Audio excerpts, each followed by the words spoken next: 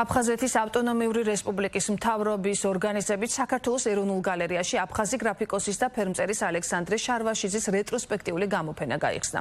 საგამოფენო სივრცეში ერთი თვის განმავლობაში წარმოდგენილი იქნება ხელოვნების სახელმწიფო მუზეუმში დაცული უნიკალური ნამუშევრები და ხელოვანის პირადი არქივი. ღონისძიებაზე დამსწრე საზოგადოებას სიტყვით აფხაზეთის ავტონომიური რესპუბლიკის მთავრობის თავმჯდომარემ ლევან გალობლიშვილმა მიმართა, რომელმაც მხატვრის შემოქმედებაზე და გამოფენის მნიშვნელობაზე ისაუბრა.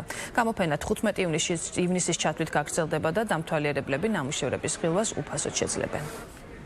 გარდა ხელოვნებისა და გარდა იმისა, რომ მან შექმნა ეპოქა, მან დაწერა ისტორია, რაც აისახება ქართულ-აფხაზური ურთიერთობის შორის ხიდის აგებაში და საზოგადოებების ერთმანეთთან დაკავშირებაში, რაც ჩანს თავის ნამუშევარში, ის დიდი ტოლერანტული სული, რაც იკვეთება თითქმის ყველა მის ნამუშევარში.